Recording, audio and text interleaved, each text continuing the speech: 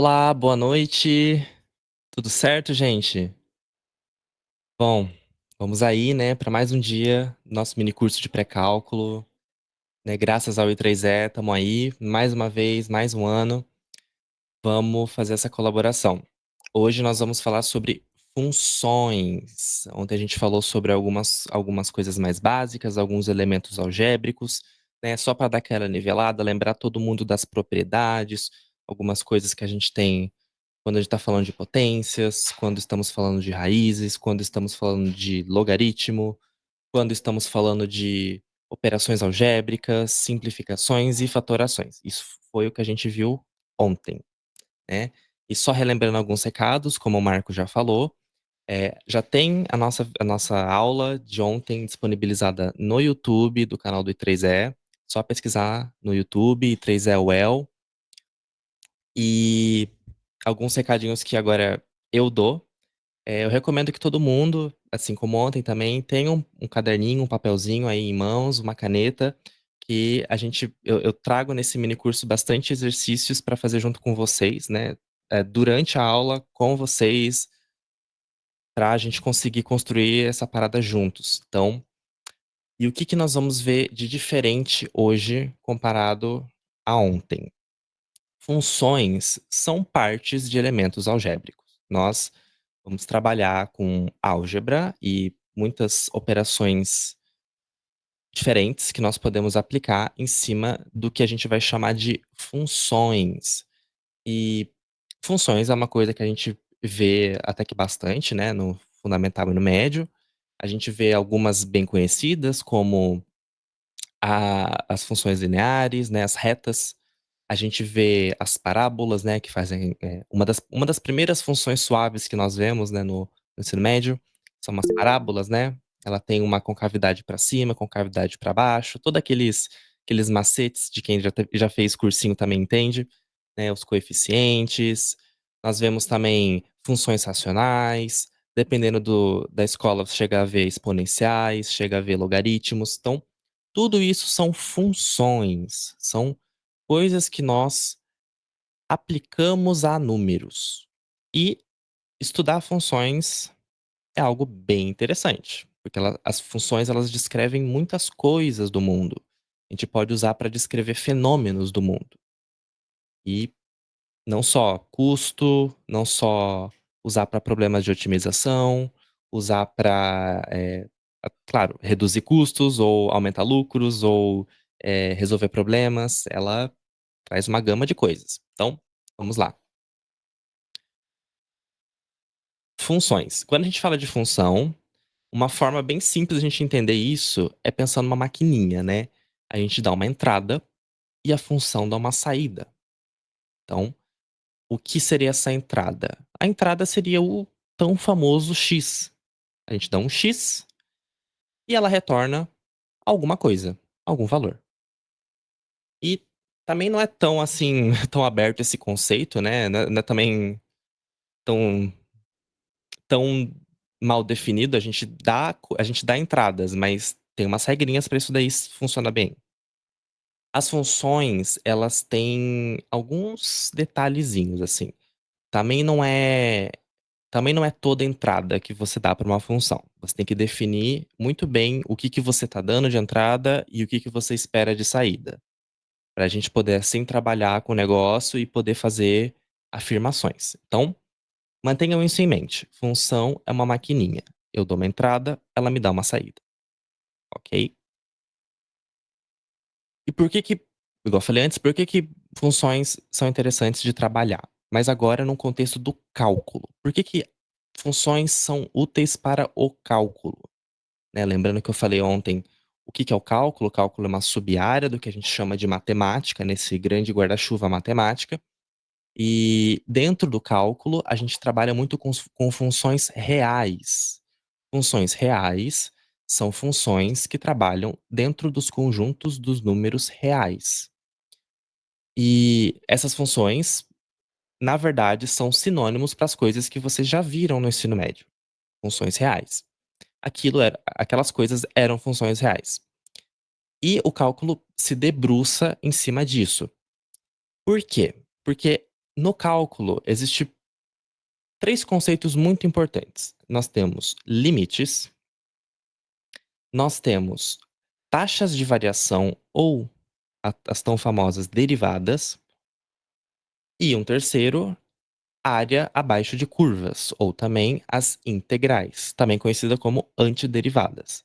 Esses 3 conceitos são coisas que baseiam tudo ou quase tudo do cálculo real. Então, a gente vai usar limites para poder avaliar o comportamento dessas funções e em situações que talvez seja difícil a gente entender como elas funcionam. Então, a gente vai usar limites para isso. Derivadas ou taxas de variação, a gente usa funções para tentar entender quando aquela função está crescendo, quando que ela está decrescendo, para quais valores, em quais intervalos. Então, também, a gente pega uma função e faz algum estudo em cima dela. E integrais ou área abaixo de curvas, a gente usa para calcular, adivinha, as áreas abaixo da curva de uma função.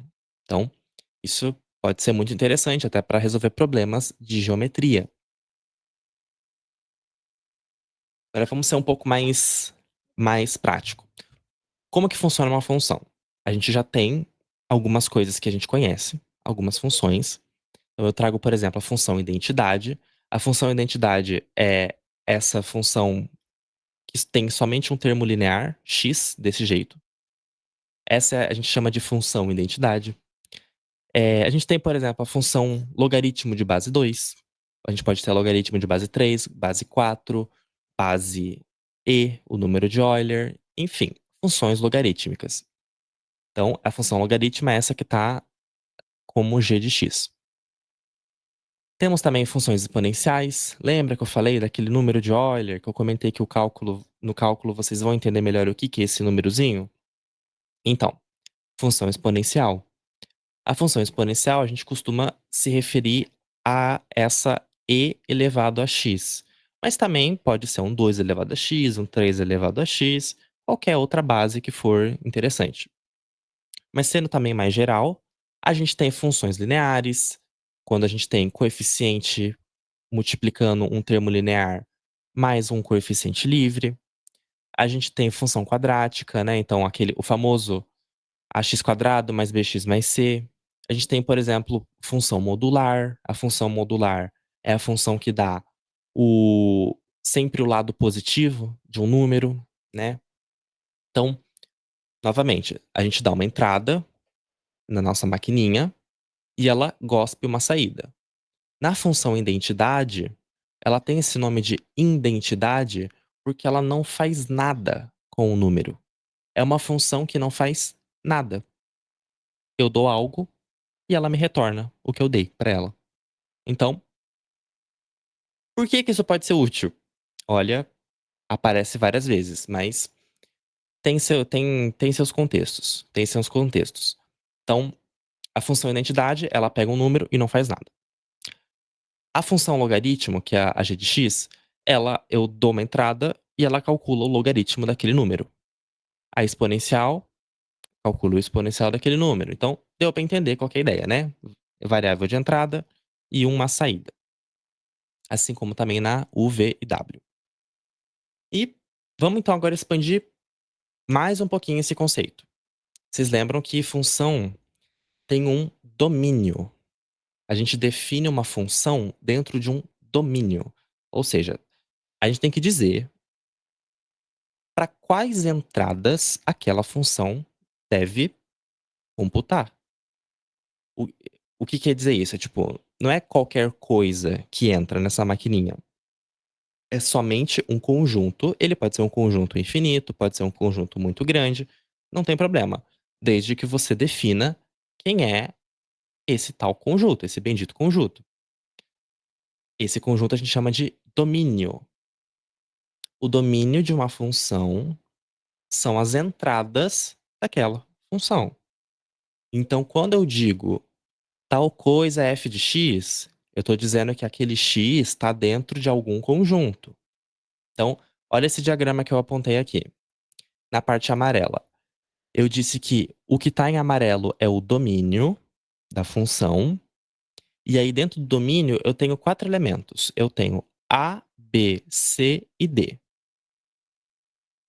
A função, então, pega cada uma desses elementos e faz alguma transformação muito louca aqui dentro, então associa com alguma imagem. Já a gente vai falar de imagens, mas associa com algum outro número que está em outro lugar. Então, percebe como aquela ideia da maquininha faz sentido? Eu tenho uma entrada, associo com uma saída. Então, isso isso que funciona como uma função. O contradomínio, por sua vez, eu vou dar mais detalhes depois, mas o contradomínio é basicamente o que a gente espera onde aqueles valores vão estar. Não é exatamente aqueles valores, mas é só uma ideia mais aberta. Só que tem um pequeno detalhe. Quem lembra que sobre as restrições de uma função, uma das principais restrições de uma função é que aquele teste da reta vertical, quem já viu talvez em cursinho, o teste da reta vertical diz o seguinte: para para todo todo número que você pegue no eixo X, se você olhar verticalmente, deve haver somente um valor associado na sua imagem. O que isso significa? Vou desenhar um gráficozinho aqui. Então, imagina que eu tenho aqui o eixo X e um eixo Y. Quando eu digo que deve ter somente um valor na imagem, o que significa? Eu não posso ter isso daqui. Veja bem, se eu cortar verticalmente, então reta vertical, se eu cortar verticalmente, olha o que eu tenho: dois valores para um mesmo valor de x. Então isso não pode acontecer com uma função. Mas também tem um outro detalhe. Quando você define um domínio, ou quando você define uma função, todos os elementos que estão no domínio devem participar da função. Por que eu tô falando isso? Porque lembra quando eu comentei sobre indeterminações? Quando eu comentei sobre valores que são complicados de dizer, que não tem como, ou que, né, fica difícil? Então, você não pode ter uma indeterminação dentro do domínio. Não pode. Se a sua função, por exemplo, eu vou colocar o elemento zero aqui. Se a sua função, por exemplo, pega esse número zero e sem querer ela gospe aqui para a imagem o resultado zero elevado a zero, isso não pode acontecer. Isso significa que este número, esse número zero, não está no domínio.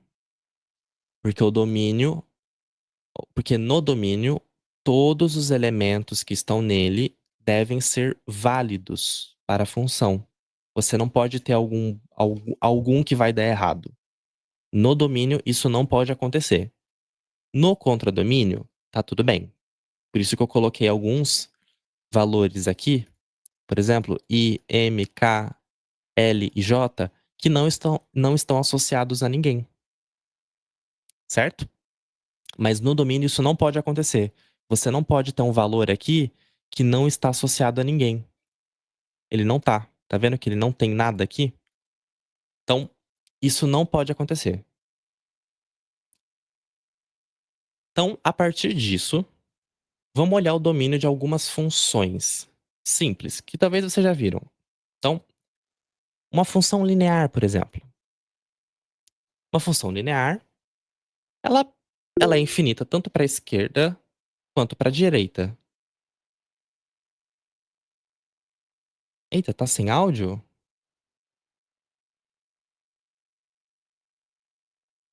Enfim, é, Ah, ok, ok,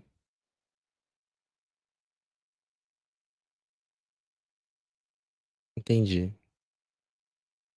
Ah, foi um probleminha então com o Henrique. Não, tudo certo, gente, tudo certo. Então, o que que é uma função linear? Lembra no gráfico, né, o que que é uma função linear? É uma reta, e aí a gente tem alguns eixos aqui, né, temos alguns eixos x e y, e ela é uma reta. Essa reta, ela é infinita tanto para a esquerda quanto para a direita. Então, é intuitivo pensar que o domínio dela é todos os números reais, né. Lembram de conjuntos? Números reais? Lembra que eu falei que a gente está falando de cálculo real, funções reais? Então, todos os números reais. Ela é válida para todo mundo. E a gente pode representar esse conjunto também como essa notação. Lembra aquela notação de intervalo? Notação de parênteses e colchetes, né? O colchete é incluso, o parênteses é aberto. Então, essa é a ideia. Uma função linear, uma reta, tem um domínio infinito tanto para a esquerda quanto para a direita. De forma mais geral, né? Aqui embaixo, ax mais b, isso vale para qualquer reta. Então, o domínio de qualquer função linear é todos os números reais. E aí eu vou usar essa notação, que é um D e um F embaixo, só para dizer que é o domínio da função f, ok? Só uma questão de notação. Em seguida, vamos ver aqui então agora uma parábola. Uma parábola x² mais 1. O que seria essa parábola? Essa parábola seria algo mais ou menos assim, ó. Ela vem, desce um pouquinho e sobe. E ela corta bem aqui onde tem o número 1 no eixo Y. Ela nem chega a tocar no X. E essa função, adivinha, também tem um domínio real. Tem um domínio de todos os números reais. Ela é válida para todo mundo, porque ela é infinita tanto para a esquerda quanto para a direita. E não vai ter problema em nenhum lugar, né? Igual eu falei, não tem determinações nessa função, né? Não tem uma divisão por zero, não tem alguma coisa estranha, né? Mas, vamos lá. De forma mais geral também, aqui, como aqui tá aqui embaixo, vale para qualquer parábola. O domínio de qualquer parábola é os números reais por completo. Só que tem um pequeno detalhe. Vamos ver agora essa outra função aqui, a função raiz quadrada. Vocês lembram quando eu comentei ontem sobre as restrições de uma raiz quadrada? Não somente uma raiz quadrada, né, mas as restrições de umas raízes, em geral. Se o índice, né, se o índice de uma raiz é par, então o radicando deve ser sempre positivo ou nulo. Nulo, quando eu digo, é zero. Então, é isso daqui que eu estava falando, que também pode ser escrito nessa notação aqui. O símbolo dos números reais seguido de um maisinho. Significa todos os números reais, só que somente os positivos e o zero,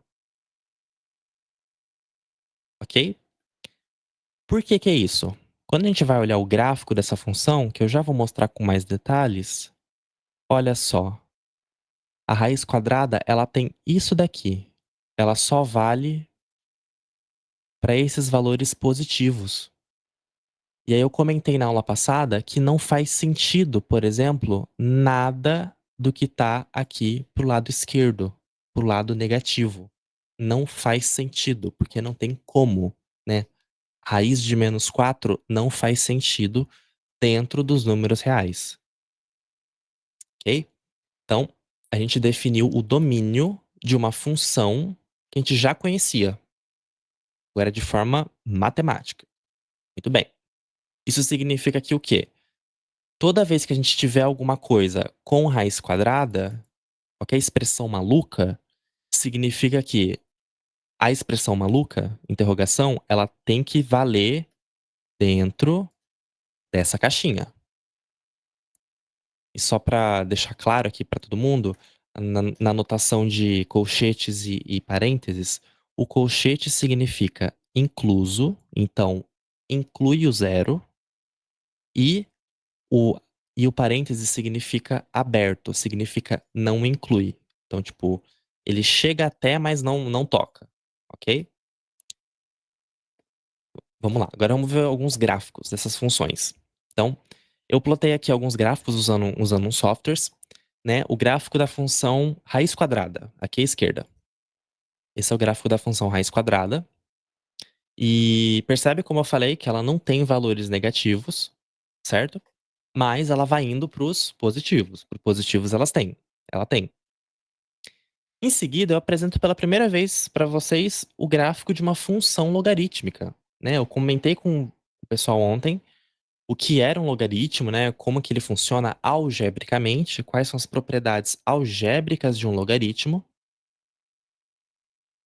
E agora eu apresento como que é o gráfico de um logaritmo. E aí eu já coloquei um logaritmo de qualquer base. Então eu botei logaritmo de base A. Por quê? A base de um logaritmo não muda o seu domínio, ok? Então, aqui pensem que é qualquer logaritmo de qualquer base, ok? Base 10, base 2, base E, enfim. O que acontece com o logaritmo? Lembra também que eu falei a propriedade? O logaritmando deve ser sempre estritamente positivo. Esse estritamente é justamente o que rimou, né? É justamente aquilo que eu tinha comentado sobre colchetes e parênteses. O domínio de uma função logarítmica é sempre aberto em zero e vai para o infinito no lado positivo. Então, parênteses na esquerda, parênteses na direita. Eu me refiro ao quê? Eu vou do zero, mas não incluo zero, até o infinito, certo?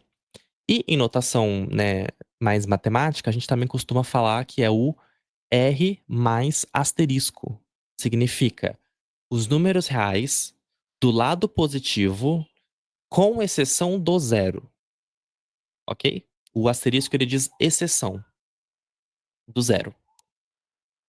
E aí também, para trazer algo mais complicado, eu trago esse terceiro exemplo aqui da função 1 sobre ln de x. E aí, relembrando que o ln é só um apelido para a gente dizer que é o logaritmo daquele número estranho, que é o número de Euler. O logaritmo de base E é a mesma coisa que o ln de x, ok? É só um apelido, tá? Só um apelido. Então, é essa função, 1 sobre ln de x. E essa função tem esse gráfico aqui estranho. Bem estranho, bem estranho. Ele começa no zero, vai indo até o 1, e aí acontece um fenômeno bem estranho. Ele vai indo até o 1 e nunca chega no 1. Nunca. Ele vai andando, andando, andando, andando, andando, e vai até o infinito negativo, mas não chega no 1.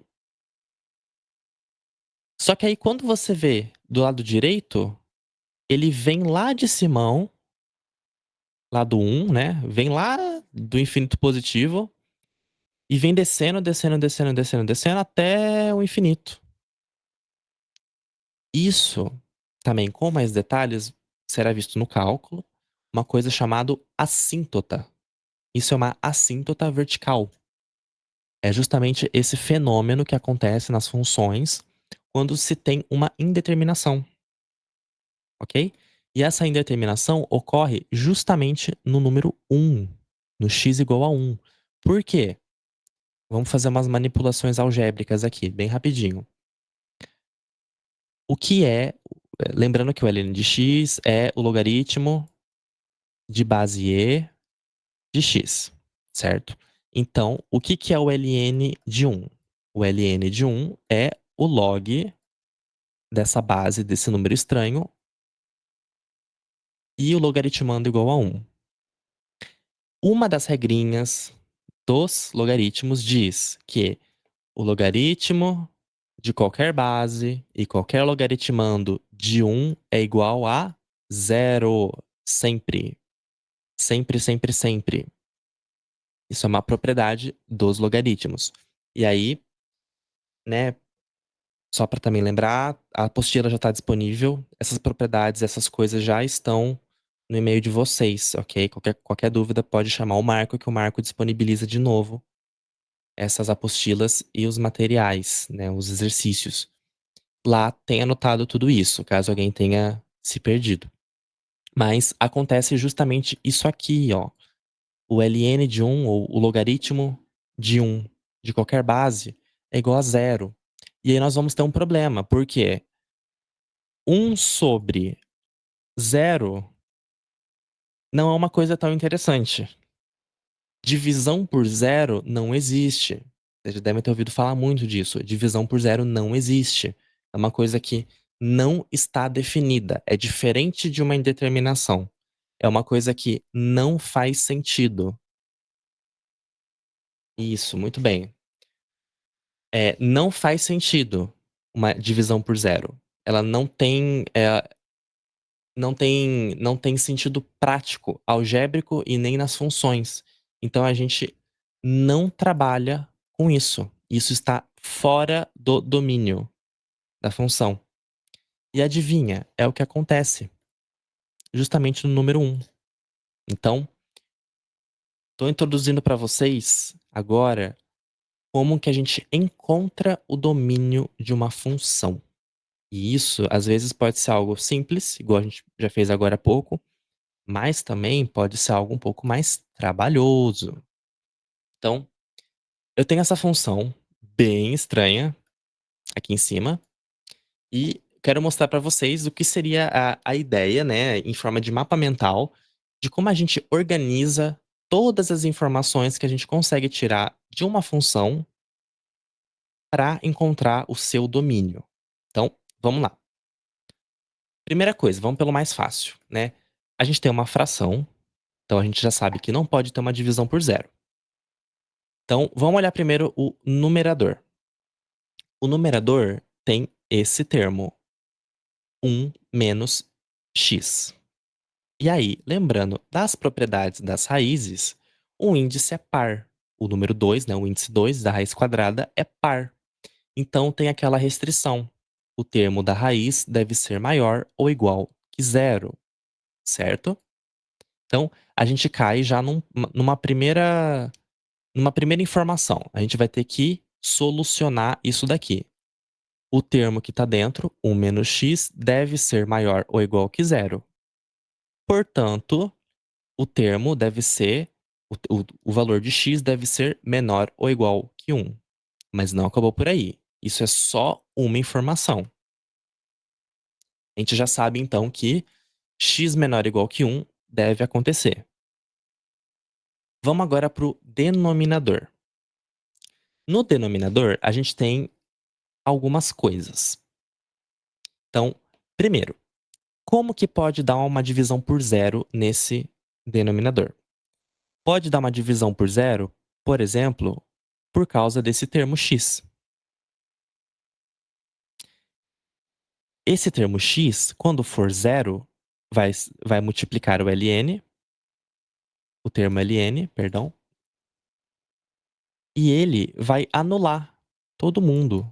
Vai ficar zero no denominador. Então é justamente essa etapa aqui, ó. X igual a zero. Isso não pode ocorrer. Então já sabemos que, vamos organizar as informações. O x tem que ser menor ou igual que 1. Só que ao mesmo tempo, ele não pode ser zero. E tem mais informação ainda pra gente ver. Vamos olhar agora o outro lado, o produto. O ln de 1 menos x não pode ser zero. Então vamos resolver essa equação aqui? Essa equação aqui embaixo?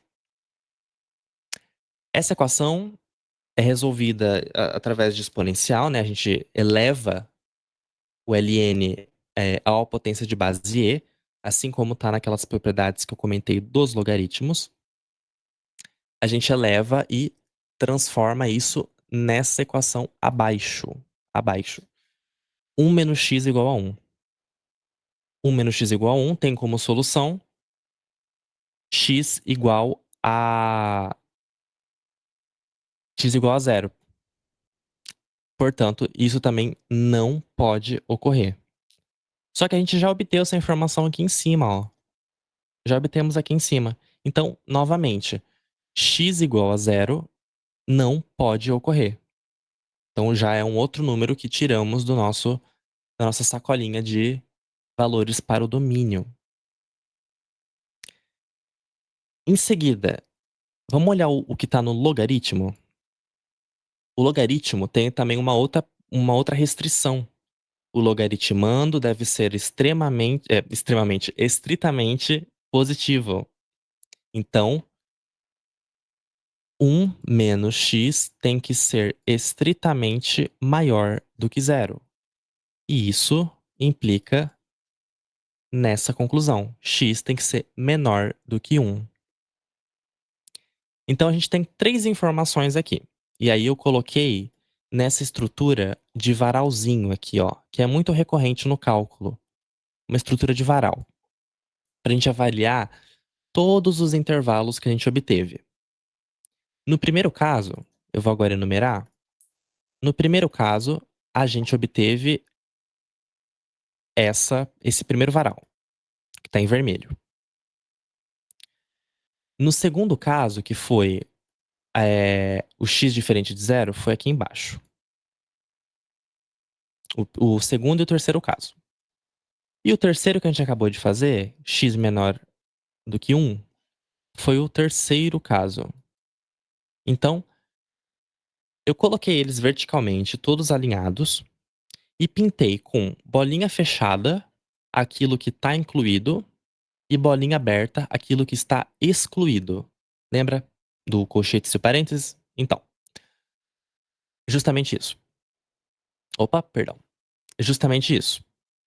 Então, vamos agora fazer a interseção desses conjuntos. São 3 conjuntos para fazer a interseção. E o resultado dessa interseção vai ser finalmente o domínio de quem a gente está procurando. O domínio de uma função é formado pela interseção, né, o contrário, né, da interseção de todas aquelas indeterminações e valores impossíveis que tem dentro de uma função. Então, a gente pega, exclui quem não pode e a gente obtém o domínio final. Algebricamente, é essa expressão aqui. A gente tem todos os valores que são menores do que 1, certo? Interseção com todos os valores que são menores do que 1, mas não inclui o 1. E o número zero, certo? Então a gente pegou a interseção desses dois conjuntos e retirou o número zero. O resultado disso é todos os números negativos até o zero, mas não incluem o zero. E depois, os números que estão de 0 a 1, mas não incluem o 1. Certo? Então, isso é como nós podemos encontrar o domínio de uma função algebricamente. A gente olha para a função, igual a gente fez, a gente olha para a função do jeito que ela tá, sem fazer nenhuma manipulação nela. A gente pega essa função e começa a trabalhar as restrições que ela possui. Então, recapitulando, numerador não pode, o denominador de uma fração não pode ser zero. Então a gente resolveu isso. A raiz quadrada, o termo da raiz quadrada, o radicando de uma raiz quadrada ou de uma raiz de índice par em geral, deve ser positivo ou zero. E terceiro, o logaritmando de qualquer logaritmo de qualquer base deve ser estritamente positivo. Então a gente aplicou essas 3 regras e obteve todo mundo que não pode estar dentro. E a gente fez justamente isso. Pegamos o conjunto real e saímos recortando ele, picotando ele. E o resultado disso foi o domínio da função. E eu quero mostrar para vocês como de fato isso faz sentido, certo? De fato isso faz sentido. A gente está aqui agora visualizando graficamente o domínio da função, ok? E de fato é de menos infinito até o zero, sem contar o zero, e de zero até um, sem contar o um. Mas olha que coisinha estranha, hein? Não parece que conta o um aqui? Parece até que dá pra colocar, né, o um dentro desse conjunto. Mas isso futuramente vocês vão ver em limites. E na verdade, o um não tá dentro dessa função. Mas cena para os próximos capítulos. Então, esse é o gráfico da função. Aí agora eu peço para vocês tentarem solucionar esses dois domínios dessas funções como exercício para vocês. Eu vou dar 7 minutos para fazer esses exercícios e qualquer dúvida, eu tô aqui no chat. Eu sei que pode parecer algo talvez complicado ou até diferente para quem nunca fez, mas eu tô aqui e eu deixei dois lembretes para vocês, duas dicas de propriedades para vocês lembrarem, né? Os domínios das funções logarítmicas e os domínios das funções raízes. Então tentem fazer eles e qualquer coisa eu tô por aqui.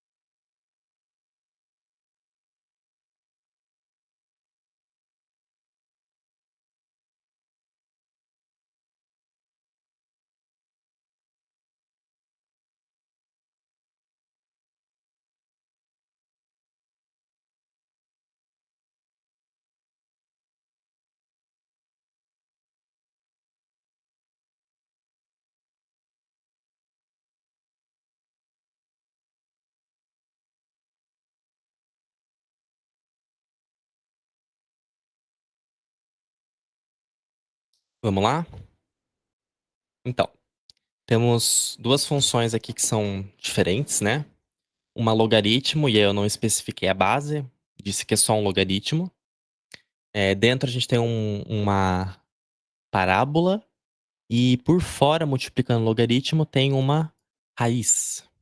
Então, temos coisas aqui a considerar. E aí já no exercício 2 a gente tem uma raiz também, só que de índice 3. Vamos se atentar a isso. E temos uma fração dentro.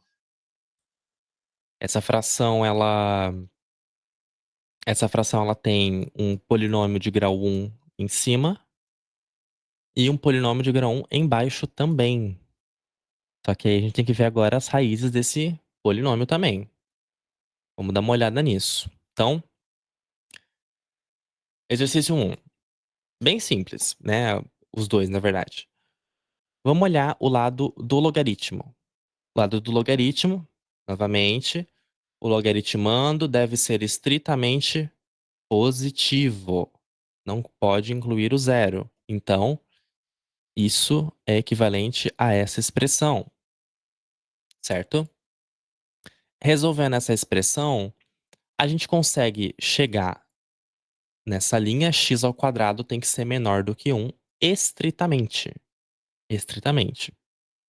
Aí agora, para quem já teve, conhecimento com inequações ou já trabalhou com inequações e módulos, eh, descer para esse próximo passo aqui pode ser algo trivial, né, pode ser algo talvez muito intuitivo, mas acho que não é para todo mundo isso, então vamos só relembrar tentar entender um pouquinho, né, o que que é uma parábola. Vamos lá. Uma parábola, ela tem essa concavidade, certo? Não tá tão bom assim, né, mas vamos lá. Ela tem uma concavidade para cima, no eixo x, no eixo y, aqui bonitinho, e ela tem esse comportamento, né. Então aqui tem números, por exemplo, -1, e aqui tem números +1, certo? E aí vai pra frente, pro lado positivo e pro lado negativo. Ela é uma função que é simétrica, né, quando você olha, né, espelhado, né, no eixo y, e isso é um probleminha, de certa forma. Por quê? Vamos pensar comigo, o que que significa x ao quadrado ser menor do que 1? X ao quadrado ser menor do que 1 significa que estou olhando agora o eixo y e eu encontrei o número 1. Ele tá aqui. E eu digo que a função tem que ser menor do que 1, né, o número 1 tem eu vou encontrar esse número aqui. E aqui também. Olha só. Logo, aí eu tento convencer intuitivamente. Tudo que está aqui pra cima é maior do que 1, certo? Tudo que tá aqui pra cima é maior do que 1. E tudo que tá pra baixo é menor do que 1. Então aqui é maior do que 1 e aqui é menor do que 1. E aí a pergunta justamente é: quais valores estão satisfazendo essa condição? Justamente quem tá aqui, nessa região de -1 a 1.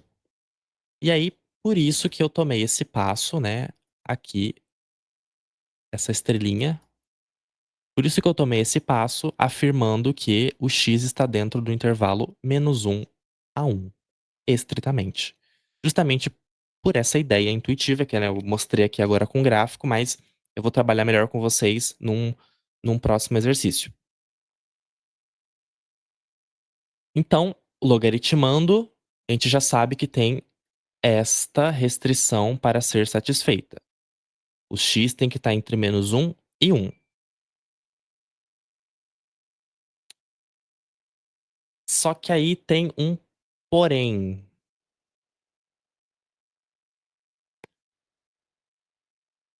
A raiz tá no produto.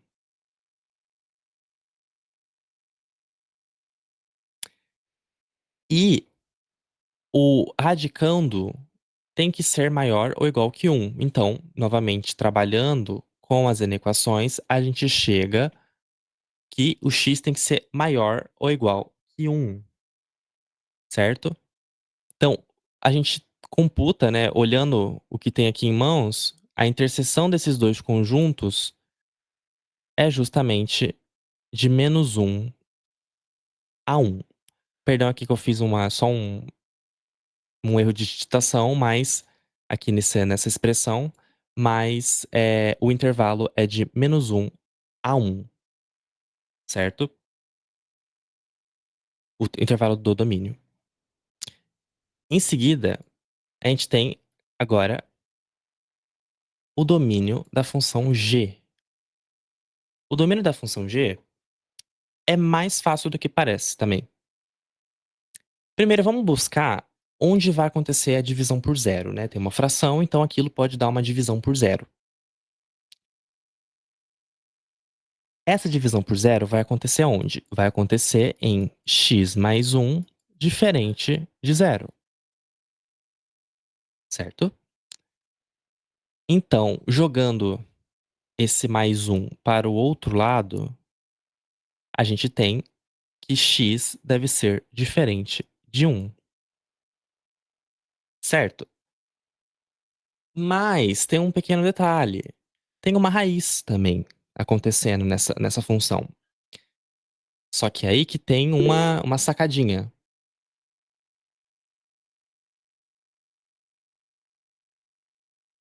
Isso, Anaísa, exatamente. O x não pode ser 1, justamente porque daria zero. Esse foi o meu errinho aqui de digitação. Aqui era pra ser um parênteses, tá? É isso mesmo, Anaísa. Foi um errinho de digitação meu. Mas sim, justamente, o log aqui não pode acontecer os valores nem 1 e nem -1, porque senão a gente vai chegar em log, independente da base, qual seja, a gente vai chegar em log de zero. E, como eu mostrei nos gráficos, não rola isso. Tá certíssimo, Anaísa.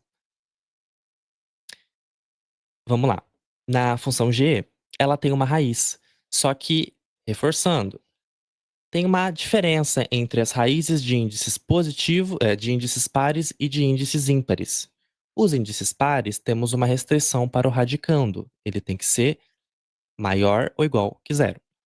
Mas as de índices ímpares não precisa. Então, o domínio dessa função não tem influência pelo que acontece graças a essa raiz, porque ela aceita todos os números. Então, a gente só precisou olhar para o denominador da fração, que é o x mais 1. Já encontramos que ele não pode ser -1. Não pode ser -1. Então, por fim, o domínio dessa função, da função g, é justamente todos os números reais, exceto pelo -1. Simples. Bem simples. E agora eu vou passar para vocês mais um exercício, agora para exercitar tanto o lado algébrico quanto o lado que eu agora passei de encontrar domínios. E aí eu trouxe para vocês também mais um lembrete das propriedades das raízes. E eu peço para vocês, considerando que a gente tem esse número real aqui, essa constante a, ela é constante e ela é positiva, ok? Então ela é maior do que zero.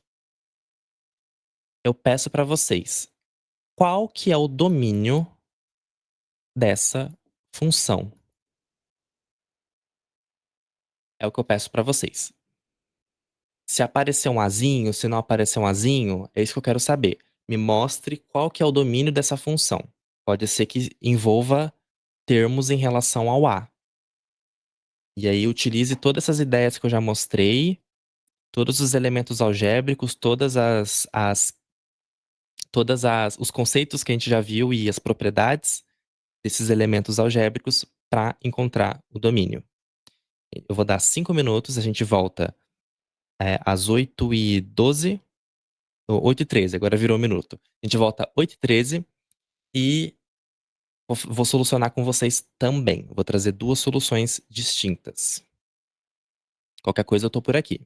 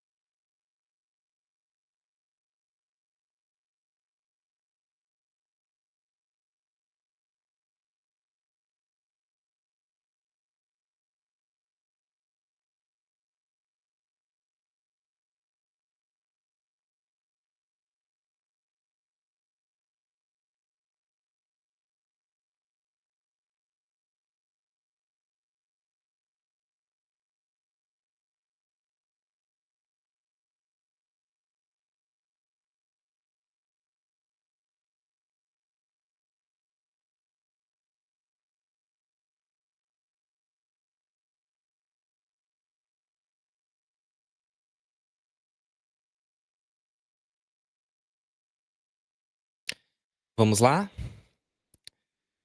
Então, temos esse problema posto aí, né, relembrando, uma constante positiva real e encontrar o domínio dessa funçãozinha aqui, né. Parece simples, né, algo bem pequenininho, sem determinações ali em denominador, não tem nada disso, não tem ln, só uma raiz. Então, vamos ver o que que dá para trabalhar em cima. Eu vou trazer 2 caminhos para resolver esse problema. Por que que eu vou trazer 2 caminhos? Primeiro, por afinidade, quem tem mais, afinidade com manipulação algébrica, talvez se identifique com o caminho um. Agora, quem tem uma afinidade mais com a intuição visual, talvez prefira o caminho 2. Ambos chegam no mesmo resultado. Mas eu quero mostrar para vocês como, a partir de agora, no curso de vocês, é importante vocês terem essa visão ampla para trabalhar com esses problemas que são complicadinhos. Então, vamos lá. Primeira forma, caminho algébrico. Então, vamos partir aqui de cima, nesse mapa. Raiz quadrada. A gente sabe que a raiz quadrada vai ter que satisfazer, então, esta inequação. O termo do radicando deve ser maior ou igual que zero. Então, a gente chegou nessa expressão. A ao quadrado menos x ao quadrado maior ou igual que zero. Manipulando essa expressão através do famoso diferença de quadrados, né, que a gente viu bastante ontem, a gente chega nessa expressão. A menos x, produto com a mais x, deve ser maior ou igual que zero. E aí eu vou pedir muita fé com vocês, pra gente tentar entender o que que significam todas essas contas aqui e por que que isso vai ser negativo. Por que que alguns lugares vão ser negativos e alguns vão ser positivos. Vamos lá. Eh, Vamos olhar individualmente cada termo, ok? Então, vamos tentar entender primeiro onde que cada termo, por exemplo, esse que está grifado em vermelhinho, quando que ele vai ser negativo, no caso um, vou botar aqui caso um, e quando que ele vai ser negativo, o caso 2.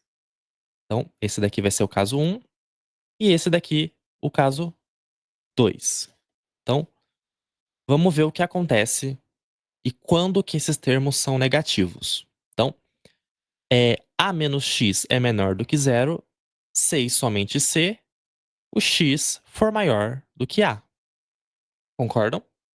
Né? Se eu pegar um valor maior do que a, quando eu aplicar aqui em a menos x, eu garanto que o resultado vai ser menor do que zero. Muito bem. Então a gente tem uma informação. No caso 2, quando que a mais x vai ser menor do que zero? Ou seja, quando vai ser negativo? Quando x é menor do que a. Muito bem. A gente tem agora duas informações, só que a gente tem que avaliar a combinação entre elas. Então, vamos avaliar o produto como um todo. O que acontece quando o x é maior do que a? Quando o x é maior do que a, o que acontece? O a menos x é menor do que zero e o a mais x é maior do que zero. O que isso significa? A gente tem, olha só que sacanagem, a gente tem a menos x negativo e a mais x positivo. Regrinha do produto, então, sinal negativo com sinal positivo na multiplicação dá negativo. Então, o produto como um todo não satisfaz a a inequação que está aqui em cima, que é maior ou igual que zero. Então, a gente já encontrou um problema. Valores para x maior do que zero não podem acontecer de forma alguma. Isso não pode acontecer, porque viola A inequação aqui em cima. A mais x, a, a mais a menos x vezes a mais x maior ou igual que zero. Ela viola isso. Então, não pode acontecer. Vamos avaliar agora a segunda combinação. Então, quando o x é menor do que a. Quando o x é menor do que a, aplicando, né, nas inequações, a gente vai ter o contrário, justamente. O termo da esquerda, que é o a menos x, vai ser maior do que zero, ou seja, positivo. E o termo da direita, o a mais x, vai ser negativo. E cai justamente na mesma lógica. Então, o produto dos dois, que é aqui em cima, vai ser negativo. Logo, viola a condição que nós estabelecemos anteriormente. Então, resumindo as informações, a gente tem que o x não pode ser maior do que a e não pode ser menor do que menos a. Isso não pode acontecer, porque senão o produto vai ser negativo. E não pode ser negativo. Muito bem. Então, vamos organizar essas informações. Aí, é claro, eu não disse para vocês o que acontece entre o menos A e o A. Mas, vamos só, né, empiricamente aqui, vamos só olhar essa equação e ver que o que está entre menos A e A tá tudo bem. Por quê? Se eu pego um valor que é maior do que menos A, isso daqui vai ser positivo. E isso daqui, do lado direito, também ou os dois vão ser positivo ou os dois vão ser negativos, resultando em um valor positivo. Os sinais vão ser iguais. Se eu pegar um número negativo, ambos vão ser negativo, ou vice-versa. Se eu pegar um número positivo, ambos vão ser positivos, o produto. Então, não vai acontecer este problema de ser negativo. Então, novamente, eu criei um varalzinho, só que agora, diferente do varalzinho anterior, eu quero avaliar o sinal dessas expressões. Então, por isso eu coloquei mais e menos em cada uma dessas raias, certo? Então, eu botei a função a menos x, a mais x e o produto delas, para convencer vocês de que, de fato, o intervalo, o domínio dessa função vai ser o que está aqui em cima. Por quê? Vamos olhando lá de cima.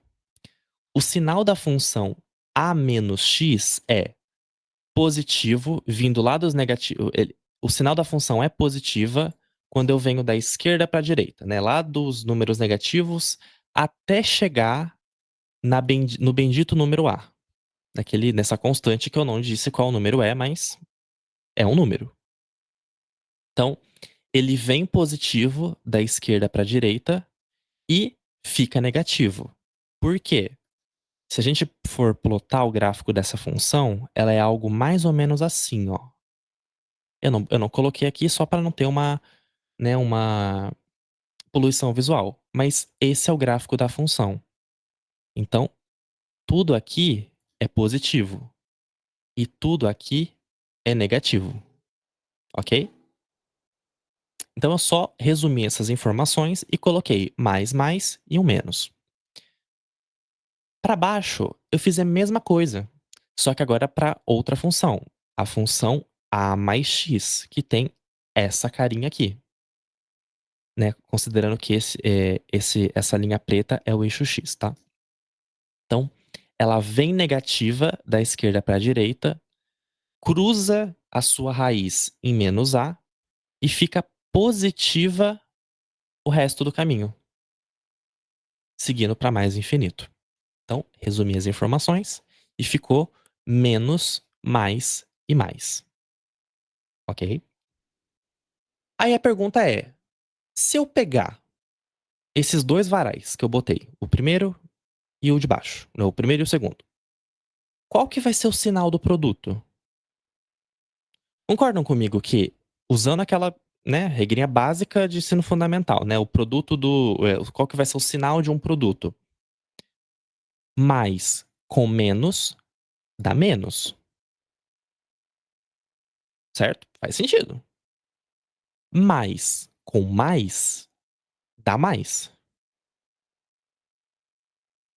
Menos com mais é o mesmo caso, dá menos.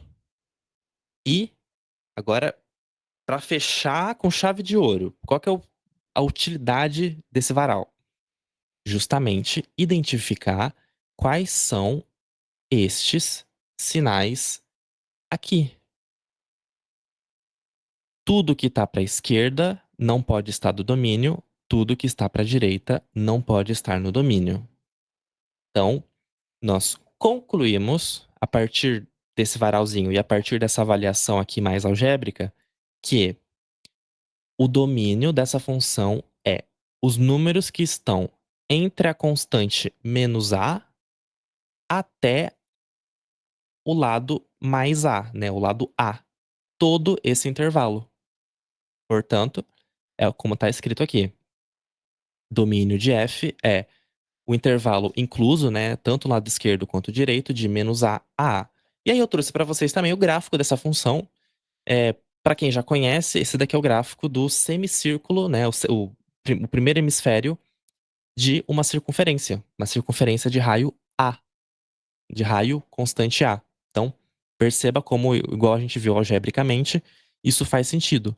Ela está definida somente aqui, nessa meiuca, de menos a A. E tem um pico aqui em A também. Então, esse foi o caminho algébrico, ok? Vamos fazer a mesma ideia de forma mais simples, usando a nossa intuição. Igual eu apresentei antes, o gráfico da parábola. Vamos lá. O termo vai ter que ser maior do que zero, a gente já sabia disso. Termo do radicando.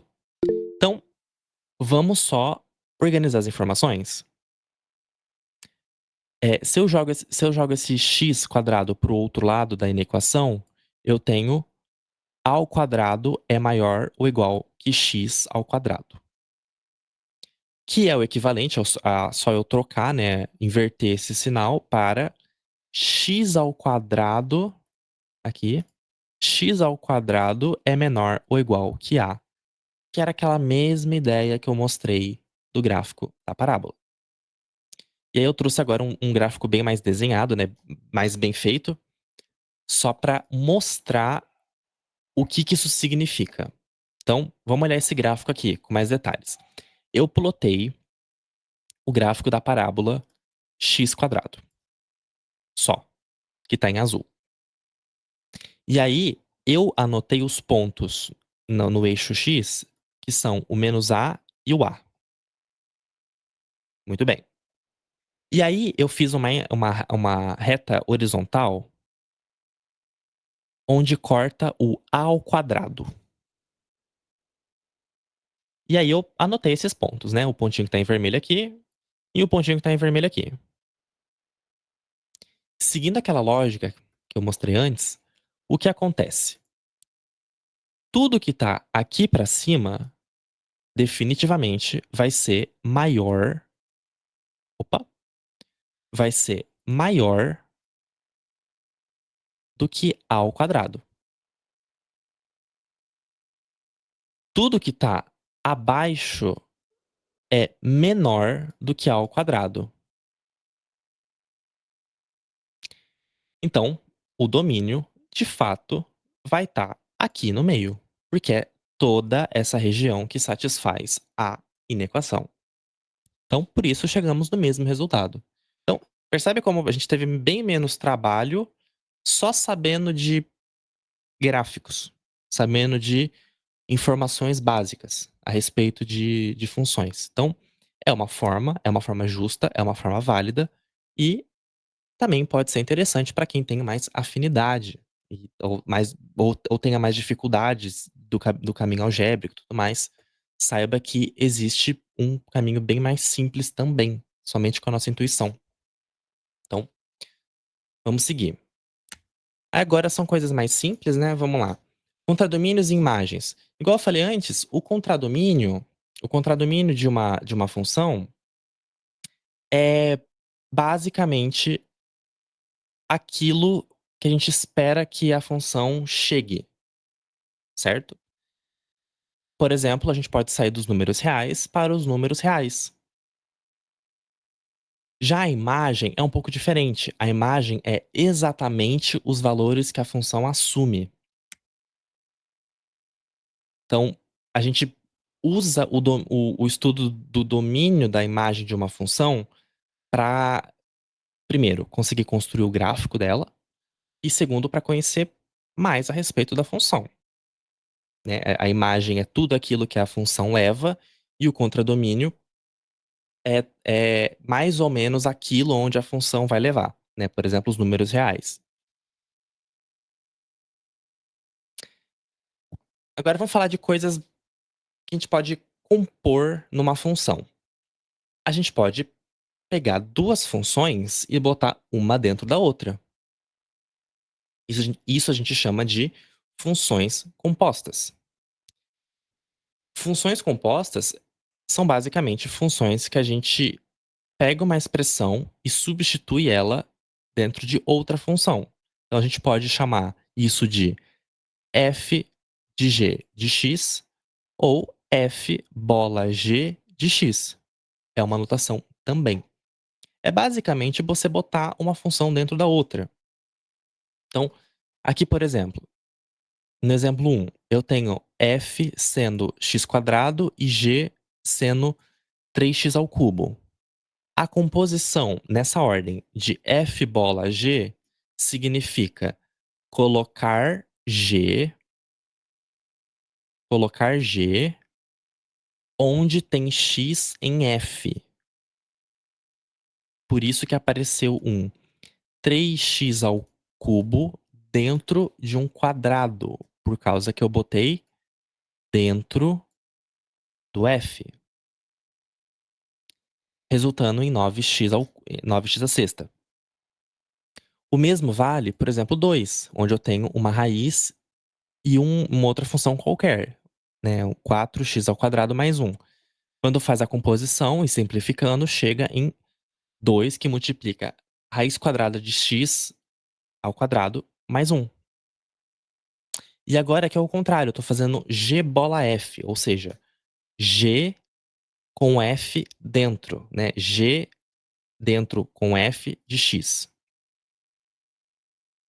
Só para deixar mais claro, fica g f de x, ok?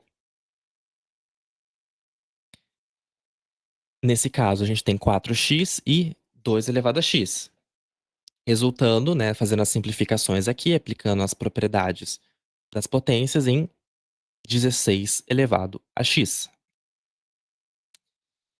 Mais uma outra coisa que a gente pode fazer com funções. A gente pode trabalhar com funções inversas. Funções inversas são as máquinas que fazem o contrário de uma função. É como se a gente desse a saída e obtesse a entrada. É uma máquina que desfaz o que uma função fez. E elas podem ser muito úteis. Muito, muito úteis pra gente. Principalmente quando a gente quer manipular algebricamente uma função. Então, a gente sai da saída e chega na entrada. Certo? O que isso significa? Isso tem uma propriedade, né, muito, muito importante, que é esta que tá aqui, em roxo. Quando você compõe uma função com sua inversa, você chega na função identidade. Lembra que eu falei dela no começo da aula? Pois então. Aí tem uma observação, né, para caso alguém queira olhar com mais detalhes, tem uma certa restrição, tá? Essas funções inversas só vale pro caso de ser bijetora. Eu não cheguei a comentar isso com vocês, né, o que que é sobrejetora, bijetora, e sobrejetora, mas tem na apostila com mais detalhes só para clarear. Então, Quando a gente compõe uma função com sua inversa, a gente chega na identidade. Muito bem. Então, trago 2 exemplos aqui, né, a função exponencial de base e, o número de Euler, e a função logarítmica de base e, o logaritmo natural. Quando a gente aplica uma na outra, usando as propriedades da exponenciação e as propriedades dos logaritmos, a gente justamente encontra a função identidade. Olha só, que era o que eu falei aqui em cima. A composição de uma função com a sua inversa chega na identidade. Ou seja, olhando do lado do exponencial, a gente pode afirmar que a função logarítmica é a inversa do exponencial, ou vice-versa. Então, aplicar o contrário também, né, fazer o G com F, verifica-se que também chega na função identidade. Algebricamente, como que a gente pode encontrar uma função inversa? Em geral, é muito complicado. Mas tem algumas coisas que a gente consegue fazer com facilidade. Então, qual que é a ideia de você como que você encontra uma função, inversa de uma outra de forma prática? Você troca onde tem y, ou o que seria o f, né, ou você troca onde é a função por x. Então se eu tenho uma função, por exemplo, y igual a x mais b, onde era x eu troco por y, e onde era y eu troco por x. E aí a ideia agora é você isolar de novo o y. Só que agora a partir dessa nova equação, a equação que tá aqui em azulzinho, verdezinho. Então, vamos tentar isolar o y nessa equação. E a gente obtém que a função inversa de qualquer função linear é a função x menos b sobre a, por exemplo. E aí, no exemplo 2, eu trago um caso bem mais complicado, né? Eu trago uma função bem estranha, né? Exponencial sobre exponencial mais 1.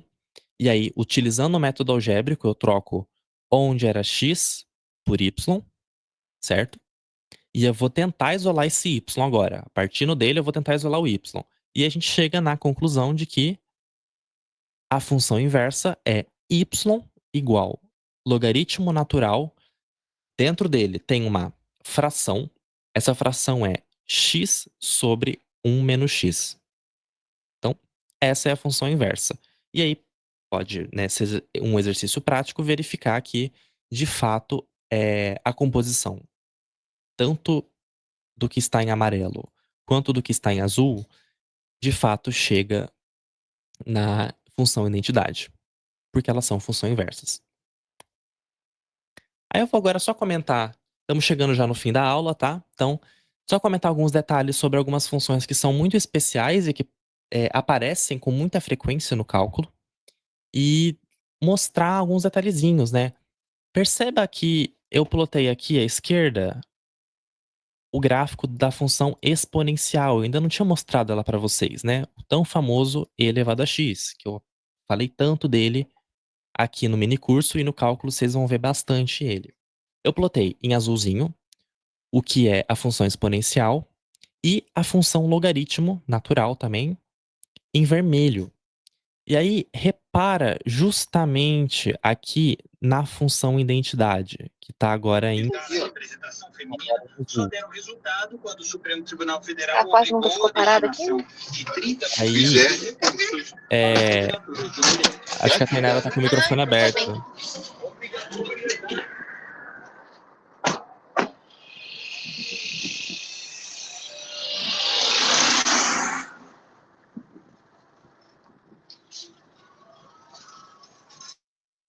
Pronto, tudo bem, tudo bem. Acontece.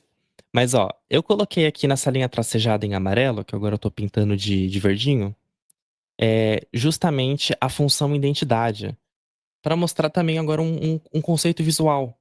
Quando você tem uma função inversa, ela é sempre a função original espelhada em relação à identidade. Por isso que tem essa simetria, ó. Repara como aqui é simétrico com aqui, certo? é uma simetria característica de funções inversas. Então, é duas funções que são muito especiais. A exponencial, acabei de mostrar elas, e falei delas bastante durante o mini curso. A função logaritmo natural, também, aqui embaixo. São funções muito, muito especiais, elas aparecem em vários problemas. A gente usa bastante elas, mas também tem muitas outras. A gente tem funções racionais. Funções racionais têm essa cara de gráfico, e elas são coisas do tipo 1 sobre x, por exemplo, que é o que eu plotei aqui. A gente tem as parábolas, que são as funções quadráticas, que está em azul. A função raiz, que a gente já viu bastante. Função raiz quadrada. E também uma outra que eu comentei só rapidamente, que são os módulos, né? A função modular. A função modular é justamente a função identidade com o lado negativo refletido. Então eu vou pintar agora aqui de bem tracejadinho, onde era para ser a função identidade, só que ela foi refletida para cima. Ela ficou positiva. E isso a gente chama de módulo de x. Função modular. E por fim, um último detalhe. A gente pode pegar funções e a gente pode transformar elas. Mas essa transformação, ela segue um padrão muito específico.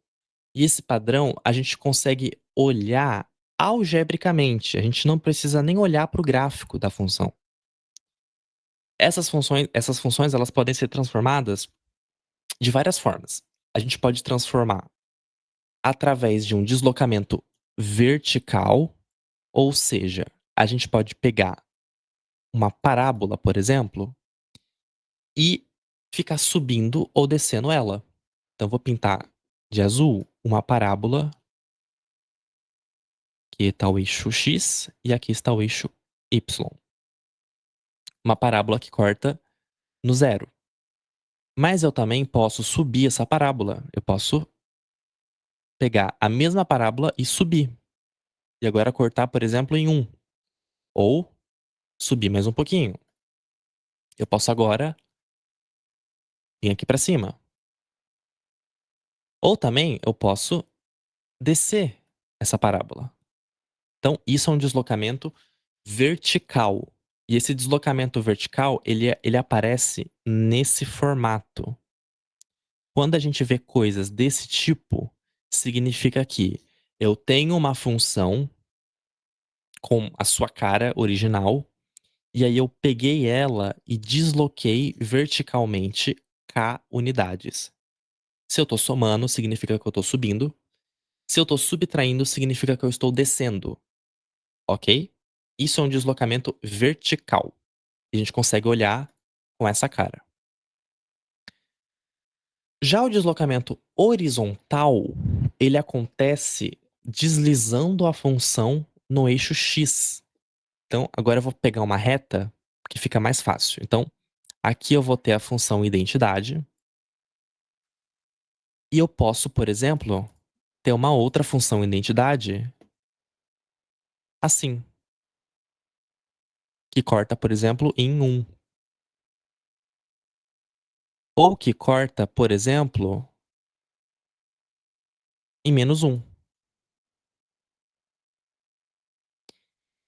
E isso é dado através da composição dentro da função. Você consegue identificar isso olhando o que está dentro da função. Certo? Então, isso. Agora, o sentido do deslocamento, ele é ao contrário, tá? Quando você quer deslocar uma função para a direita, você tem x menos k. Você está andando para a direita. Agora, quando você quer deslocar para a esquerda, nesse sentido dos números negativos, aí agora você vai somar uma unidade, né? Um k. Então, é só um detalhezinho que faz uma diferença. Então, isso é um deslocamento horizontal. Por sua vez, a gente pode também pegar a função e esticar trocar ela. A gente pode pegar e, digamos assim, aumentar ou diminuir o quão abrupta ela é. Então a gente pode fazer uma multiplicação. A gente pode expandir ou contrair. Então, agora eu vou pegar uma parábola bem abertona, mas eu também posso pegar essa mesma parábola e deixá-la bem estreita.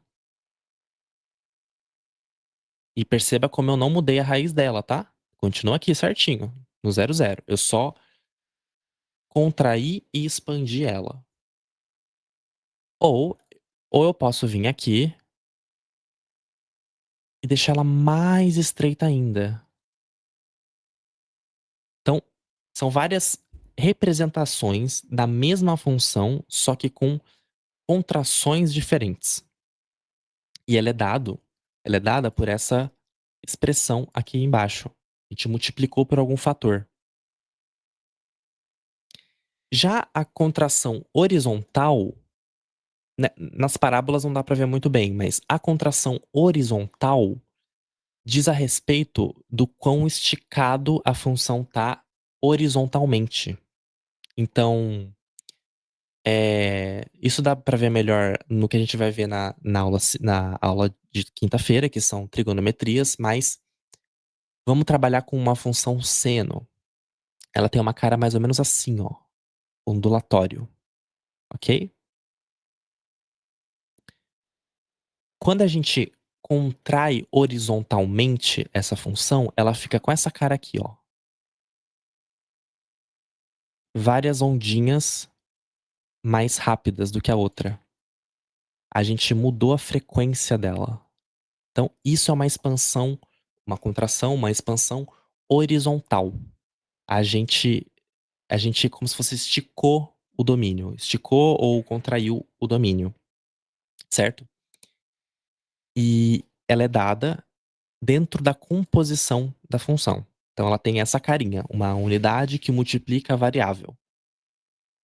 Ficou meio poluído aqui esse gráfico, mas é essa a ideia. E por fim, a gente tem duas transformações que são bem simples também, que são as reflexões. Eu mostrei agora a reflexão do módulo, né? Então, o que é uma reflexão vertical? Uma reflexão vertical é quando você tem uma transformação que muda a cara da função olhando para o eixo x. Então, se eu tenho uma função linear assim, ela refletida verticalmente vai ter isso daqui.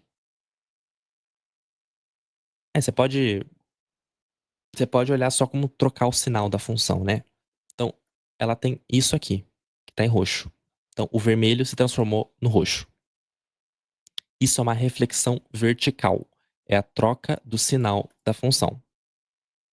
Por isso o menuzinho. Já uma reflexão horizontal é a mesma ideia, só que agora olhando para o eixo Y, ok? Para o eixo Y. Então, imagina que eu tenho o que seria uma raiz, né, no eixo Y. Eu tenho uma função que é assim, corta o eixo Y assim. E eu tenho uma outra, que vai ser a reflexão horizontal, ela vai cortar justamente o contrário.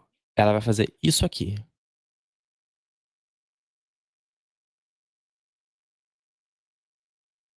Tudo bem? Então, ela só inverteu em relação. Ela espelhou em relação ao eixo Y. E isso é uma transformação que tem uma cara muito específica, que é quando você encontra o sinal invertido dentro da função composta. Então, isso são todas as transformações simples que a gente pode encontrar com funções no cálculo, né, no cálculo inicial. E com isso a gente finaliza o dia de hoje. A gente termina de funções e deixa para quinta-feira a gente falar sobre trigonometria. A gente vai falar sobre coisas bem interessantes, viu? bastante geometria, bastante relações trigonométricas. Vamos falar sobre senos, cossenos, tangentes e vamos ver como que essas trigonometrias estão relacionadas com funções e como a gente pode manipular algebricamente para obter resultados que possam ser interessantes para a gente, certo? Alguém tem alguma pergunta, algum detalhe para a gente poder conversar sobre? Se não, deixo para o Marco aí fazer os lembretes finais.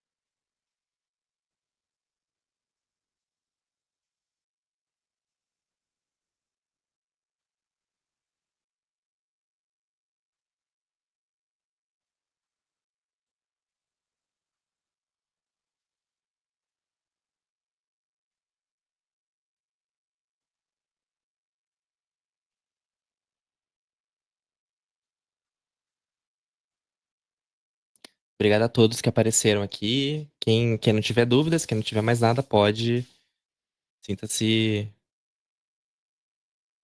livre para poder para poder dormir, porque olha, eu tô muito cansado, sinceramente. Mas é isso aí, a gente se vê quinta-feira.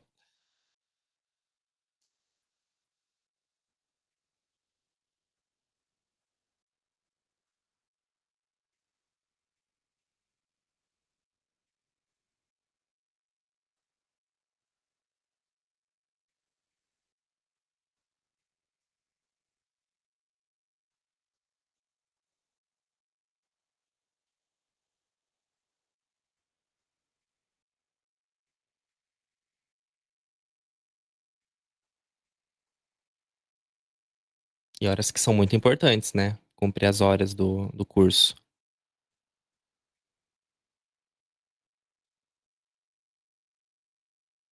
Boa noite a todos.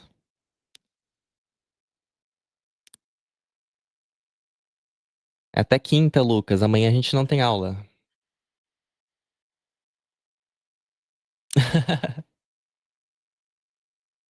Claro, Ives, mando sim. Mando sim.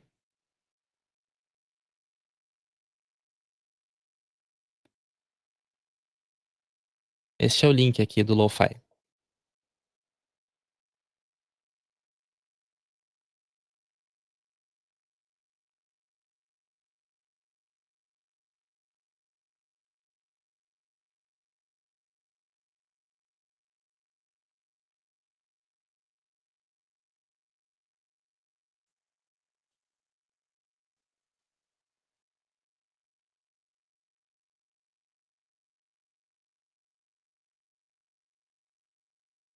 Boa noite a todos que compareceram.